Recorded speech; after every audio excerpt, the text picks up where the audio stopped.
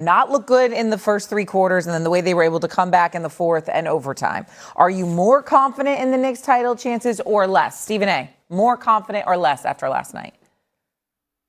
In the Knicks? Yes.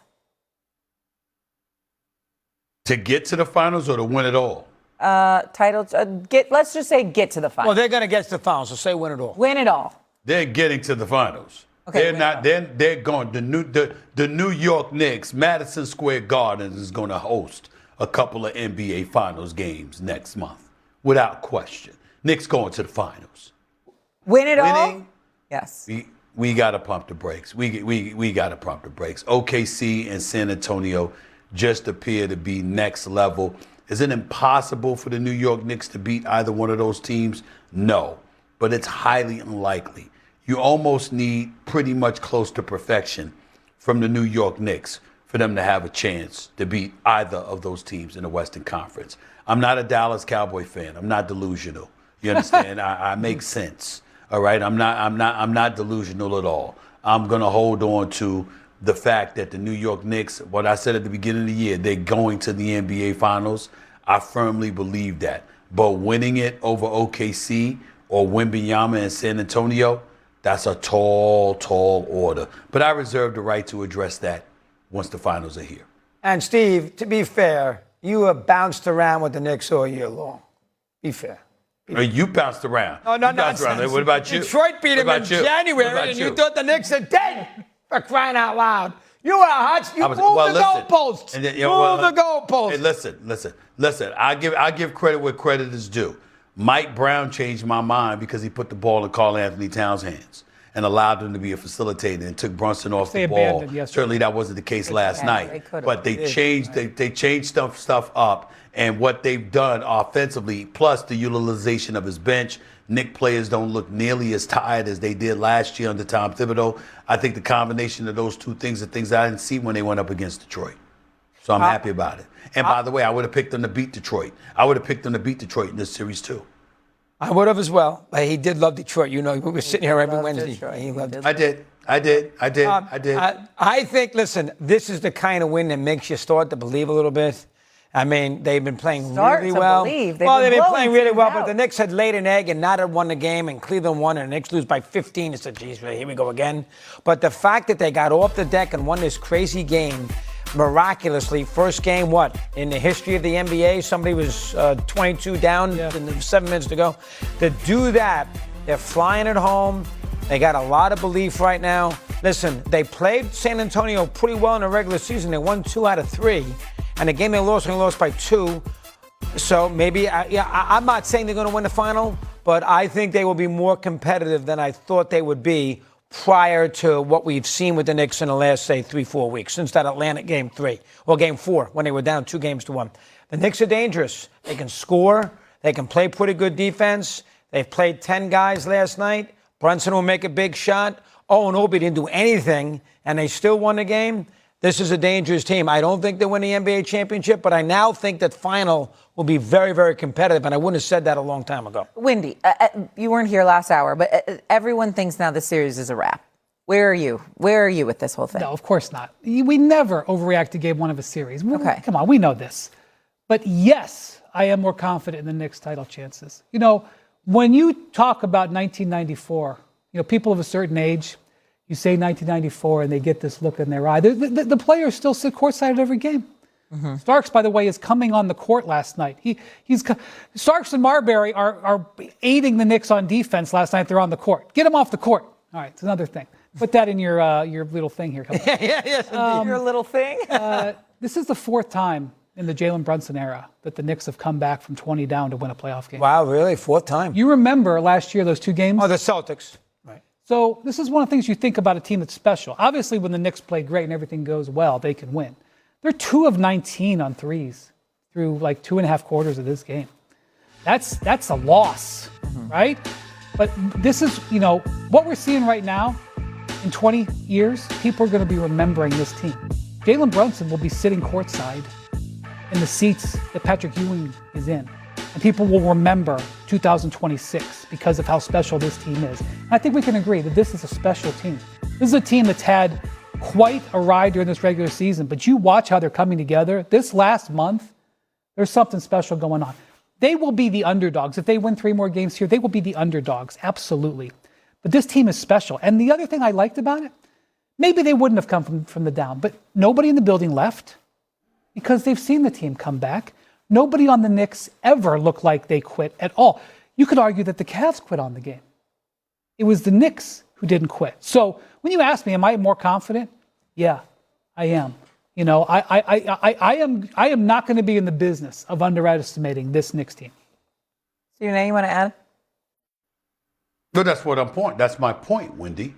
That's why I'm telling you they're going to the finals. They're going to the finals. I know that you don't want to, you consider such statements hyperbolic because you've been around long enough and you've seen game one. But I would say this to you, Wendy. You know what? This year, teams that were up 20 points in the fourth quarter or more, all right, and ended up, you know, what was their record?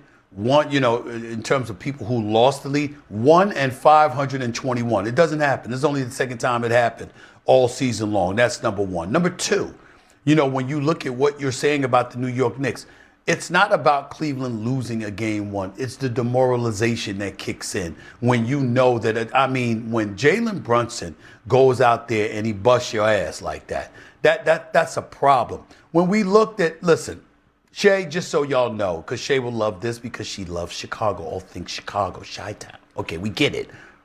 You know, when Dave Checketts was running, Doggy would appreciate this, when Dave Checketts was running Madison Square Garden and you had Ernie Grunfeld as your general manager, cats like Ed Tapscott and my brother and a whole bunch of other people, right? One of the things that we loved and appreciated about them is that they lied really, really good. What I mean by that is they really had us believing they're gonna knock off Michael Jordan. They're gonna knock off Michael Jordan. And I remember, you know, when they had Jordan down 2-0 in '93 and stuff like that, like we gonna get him. We got him now.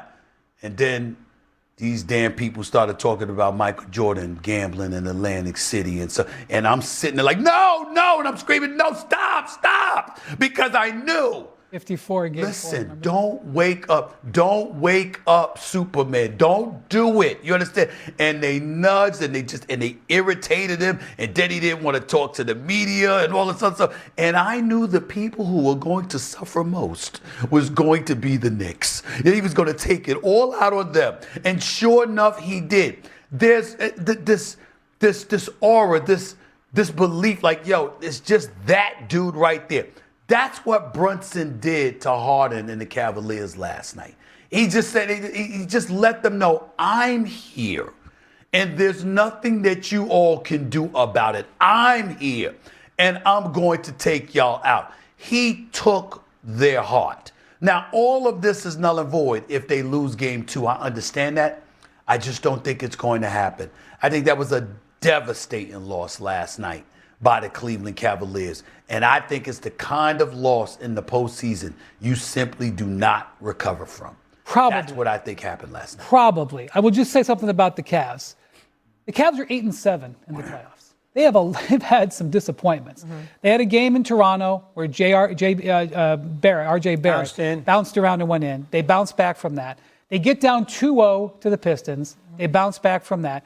They have a chance to win the series last Friday at home, lay an absolute egg. They bounce back from that. So I agree with you, Stephen A., but I will just say, don't quite say that this one. Well, Wendy, the Cavs could bounce back tomorrow night. Let me ask you this, Wendy. We've seen Cade drop damn near 40 against them. We saw Ben Kiro do his thing. He had 38 in a loss or whatever. The manner in which you saw Jalen Brunson giving it to them last night, did you see that? Did you see that in these playoffs against the Cleveland Cavaliers? I saw it last night. You didn't see that. Person I mean, it's one of those things. What I'm trying to say is that it's literally one of those moments where you're James Harden and you're probably home and you question how soon it's gonna be before you retire. Like you just ain't what you used to be. Because James Harden, we've never considered him an elite defender. We don't hold against him his lack of defensive prowess. We're not expecting some elite defender out of him. But we didn't see him get his ass kicked like that. We didn't see him get ISO'd like that. We didn't see him get embarrassed like that. That was the kind of ass kicking in that fourth quarter that you see how Donovan Mitchell walked back to that locker room. I don't give a damn what he said on that podium. You see a coach that doesn't, what did you say, Doggy, about somebody the other day not knowing their ass from their elbow? It's something like that. It's like, yo, what are you talking about? Did you watch what we watched? Jalen Brunson gave it to him. You hard and you sitting at home like, that's what I used to do to people. That's what I used to do to people. It happened. Now I know how they felt when I victim. Now I know how all those people felt when I spent years doing it to them. Because that's what Brunson did to him. All right. Another lefty, another southpaw dude dribbling in between his legs, dancing, going around him, pull-ups, fallaways in the lane, floaters in the lane, pulling up to that three, He's comparing to himself pull him to within Brunson. five. That's That's what what Harden used to do. What's happening right now? Winston-Salem State. Really, Steve? Take it easy. Game 2. Winston-Salem, take it easy. Game 2 will be on Thursday. I said Harden. I didn't say me. So you want James Harden. Okay, Stephen A., though, I want to show you a video here. Wendy came in, and I don't know if Mad Dog knew that Wendy was going to be here for the second hour. Just watch how Mad Dog said hello to him. Watch this. Oh, geez, really? I don't believe it. Get over here. Nice to see you. How are you? Hi, Wendy. How was last night? He's just so happy to have somebody else in the studio. So happy. He doesn't act like that around me. Does he say hello to you like that? Shay. Leave that? Hey, that's very mild. That was mild for Doggy. Have you seen Doggy with Swagoo? Have you seen Doggy with other people? Did you see Doggy with Alfonso last week? Did you see? That was actually a